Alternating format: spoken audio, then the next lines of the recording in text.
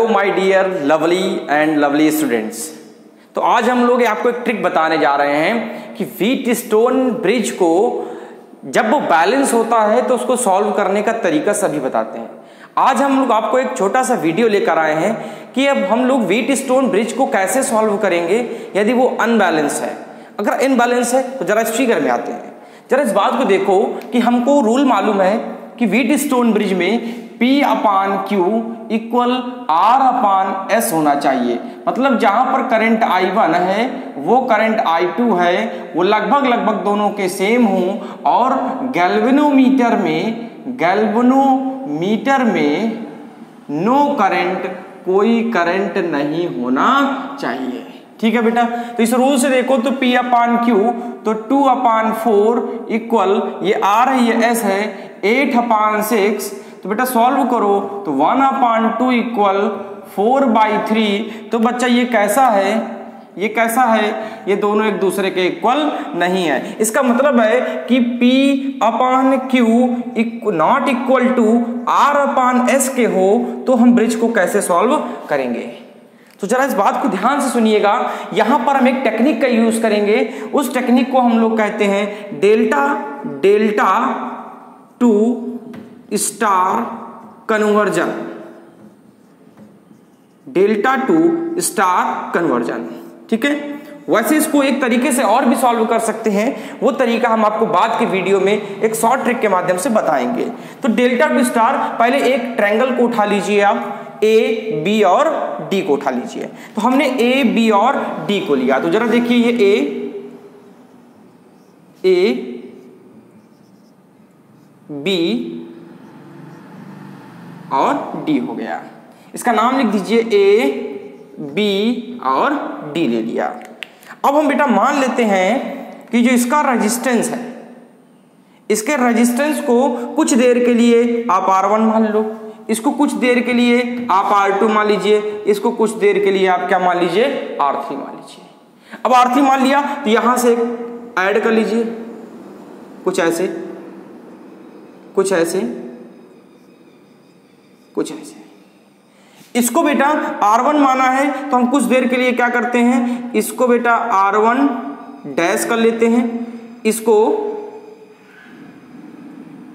ठीक, इसको हम लोग क्या करते हैं R1 डैश करते हैं, इसको R2 डैश करते हैं, इसको R3 डैश करते हैं। ठीक है, इतनी बात कंफर्म है। तो R1 डैश कैसे निकाला जाएगा, तो कहा R1 डैश, तो उसके आसपास जो साइड हो उसको देख लीजिए। R1 डैश के आसपास क्या है, R1 और R2। तो R1 R2 अपान में R1 plus R2 plus R3। फिर बेटा हम R2 डैश कैसे निकालेंगे, R2 डैश उसके आसपास देखिए क्या है, R1 R3 है। तो R1 R3 अपान में R1 plus R2 plus R3। फिर बेटा R3 डैश निकालिए, तो R3 डैश जब निकालेंगे उसके आसपास R2 है R3 है, तो R2 R3 अपान में R1 plus R2 plus R3। ये हमने एक फॉर्मूला बनाया कि R1 डैश कैसे निकाला जाएगा, R2 डैश कैसे निकाला जाएगा और R3 डैश कैसे निकाला जाएगा। अब आप ये मत सोचिएगा कि यहां पर मैंने प्लस R3 क्यों कर दिया, क्योंकि एक टेक्निक है सॉल्व करने की, जल्दी से सॉल्व करने का एक तरीका है बेटा। तो जरा इस फिगर को फिर से बनाइए। जो बीच वाला फिगर बना था वो कैसा था, जरा इस बीच वाले फिगर को जल्दी से ड्रा करिए। तो बीच वाला फिगर कुछ कैसे बनेगा, फिर से इस फिगर को हम जल्दी से ड्रा करते हैं। ये कुछ ऐसे था, ठीक है। ये बेटा कितना है, 2 है, ठीक। ये 2, ये कितना 4, ये कितना 8। आपने ऐसे ड्रा किया, ठीक है। बताइए, मैंने वैल्यू लिख दी 2, 4 और 8, यही थी ना बेटा। बताइए यहां क्या माना है आपने, R1 डैश माना, यहां पर R2 डैश माना, यहां पर R3 डैश माना। जरा हम R1 डैश को निकालिए, तो R1 डैश निकालिए, उसके आसपास क्या है, 4 2 8, 4 2 8 अपान में R1 plus R2 plus R3। तो 4 2 6 और 6 में बच्चा जब 8 को 18 करोगे तो कितना आएगा, 14 आएगा। कितना आएगा, 14। कुछ कैंसिल, तो 2 4 जा 8 और ये 7 टाइम। तो बेटा R2 डैश कितना, R2 डैश निकालिए, इसके आसपास क्या है 8 2 जा 16, 8 2 जा 16 अपॉन में कितना आएगा बच्चा, कितना आएगा 14 आएगा। तो यहाँ 2 से काट दीजिए 8 अपॉन 7 आएगा। फिर बेटा R3 डैश निकाल लीजिए, जब R3 डैश निकालेंगे तो आसपास क्या 8 4 जा 32 हो गया, अपान में कितना हो गया 14 हो गया, 2 से कट करोगे तो 16/7 आएगा। बताइए बात कंफर्म है। अब इस फिगर को अलग कर देते हैं, इस फिगर को अलग कर लीजिए जल्दी से। ये कुछ ऐसे फिगर हैं, ठीक है, इसको थोड़ा सीधा कर लीजिए।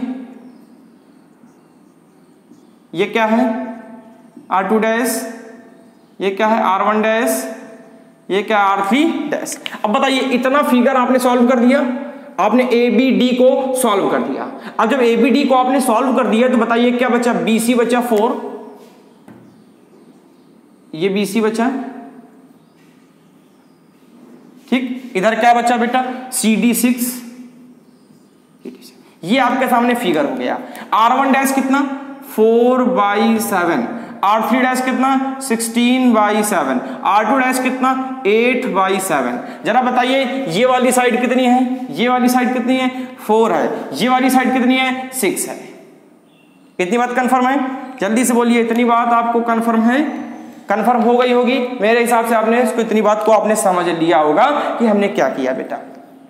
अब थोड़ी सी बात को समझिएगा, इसको लेट कर लो R1, इसको लेट कर लो R2। आपको दिख रहा होगा जब यहां से करंट जाएगा, यहां से करंट जाएगा तो एक करंट ऐसे जाएगा, एक ऐसे जाएगा, एक यहां से जाएगा, एक यहां जाएगा।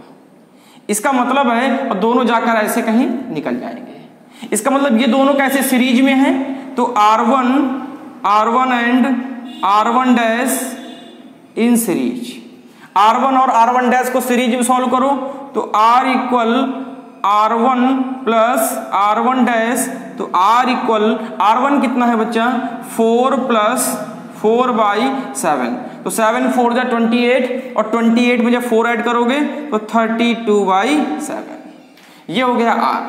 ठीक, फिर हम क्या करें, R3 डैश और R2 को फिर सीरीज दिख रहा होगा, देखिए ये दोनों सीरीज में, तो R2 and R3 dash in बच्चा किस में सीरीज में लगा दीजिए, तो इसको R डैश मान लीजिए। R2 प्लस R3 डैश हो गया, R2 कितना है बच्चा 6 है, R3 डैश कितना है बच्चा, कितना है 16/7 हो गया।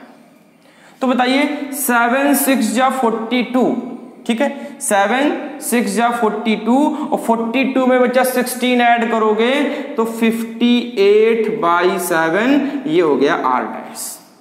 बताइए इतनी बात कंफर्म है आपको, इतनी बात आप समझ गए होंगे। अब जरा फिगर को फिर से अलग कर लीजिए, तो इस फिगर को हम ऊपर की तरफ सॉल्व कर देते हैं, इसको यहां पे हम सॉल्व कर दे रहे हैं, ठीक है। तो अलग करिए, तो ये था R2 डैश, आपने इतना समझ लिया होगा। इस फिगर को हम हटा दे रहे हैं, इस फिगर को हटा दें, हटा दें, ठीक। फिर हमने क्या किया, इतनी जगह में आपको सॉल्व कर देंगे,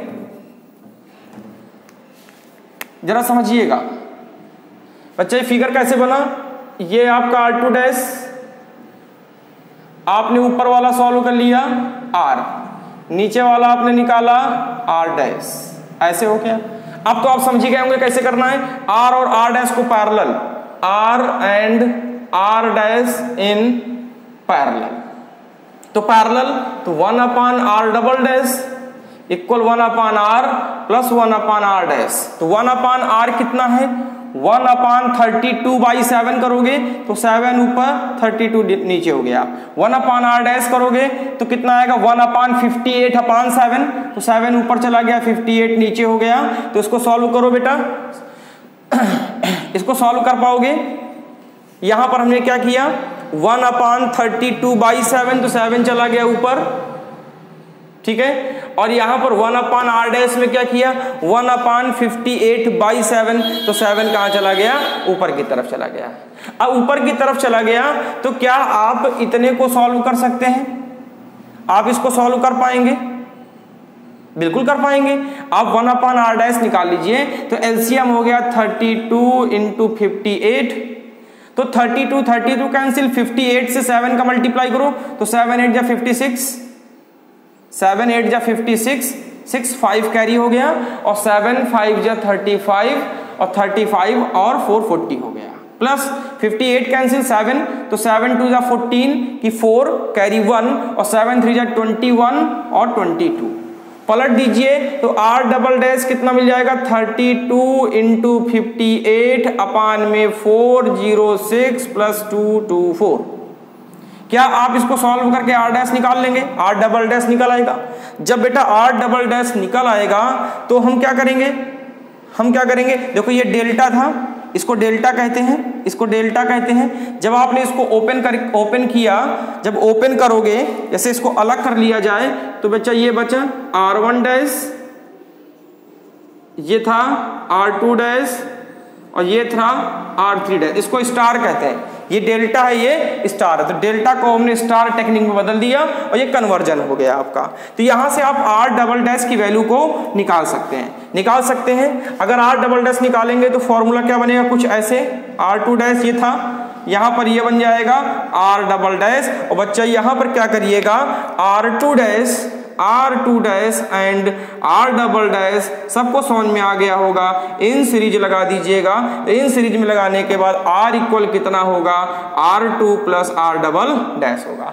तो R2 कितना है बच्चा, R2 आपने कहीं निकाला था, R2 डैश 8/7 कितना था 8/7 प्लस आर डबल डैश आपके सामने ये ऊपर लिखा हुआ है 32 इंटू 58, ठीक है। इसको मल्टीप्लाई आप कर लीजिएगा या मैं कर दूं 32 इंटू 58, 2 8 जा 16, 2 8 जा 16, 6 कैरी 1 और 2 5 जा 10 और 11, 3 8 जा 24, 2 और 3 5 जा 15 to 17, तो 6 5 8 1, ठीक है। कितना आया 1856 अपॉन में कितना हो गया, अपॉन में कितना 406 प्लस 224, 406 प्लस 224, तो 4 6 10 0 2 1 3 और 4 2 6, कितना हो गया 630 हो गया।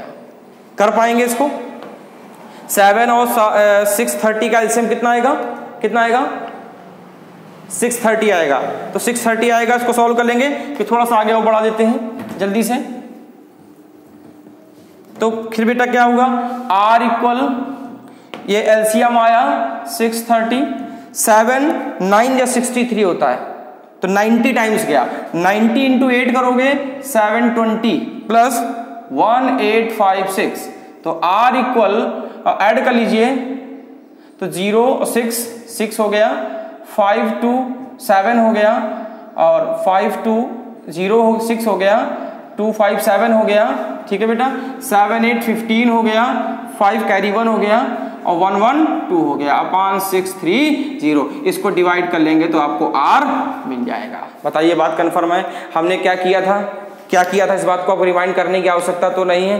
हमने पहला वाला ट्रायंगल उठाया, उसको डेल्टा फॉर्म में सेट किया, बीच में एक रेजिस्टेंस लगा दिए, जो रेजिस्टेंस था बीच वाला उसके साइड के दोनों इंटू अपॉन में तीनों को ऐड कर दीजिए, ठीक है। जो भी रेजिस्टेंस बीच वाला उठा रहे हैं उसके साइड में जो दो रेजिस्टेंस है इनका इंटू कर दीजिए और तीनों को ऐड कर दीजिए, आपको एक फिनोमिना मिल जाएगा बीच वाले का रेजिस्टेंस। फिर बीच वाले का रेजिस्टेंस मिलेगा तो कुछ ऐसा सेट हो जाएगा, ये R2 डैश, ये R1 डैश, ये R3 डैश, ये हो गया R2 डैश, ये R1, ये R3 और बाकी बात आगे फिगर बना हुआ था। ये बच्चा सीरीज, ये दोनों सीरीज, जो आंसर आएंगे दोनों पैरेलल, और पैरेलल के बाद फिर कैसा बन जाएगा, सीरीज बन जाएगा, ठीक है। तो ये था अनबैलेंस व्हीटस्टोन ब्रिज को सॉल्व करने का एक तरीका। मैं आपको सामने एक 2 न्यूमेरिकल लिख रहा हूं, उसको सॉल्व करके उसका आंसर कमेंट बॉक्स में हमको जरूर सेंड करें, ठीक है। जल्दी से देखिए उसको कैसे करना है और करके जल्दी से इसको कमेंट बॉक्स में हमको सेंड करिएगा।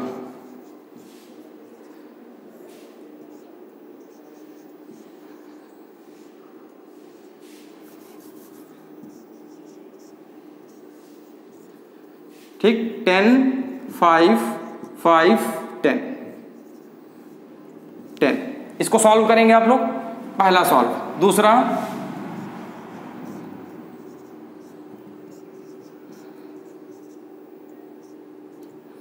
10 20 20, 10 और 20।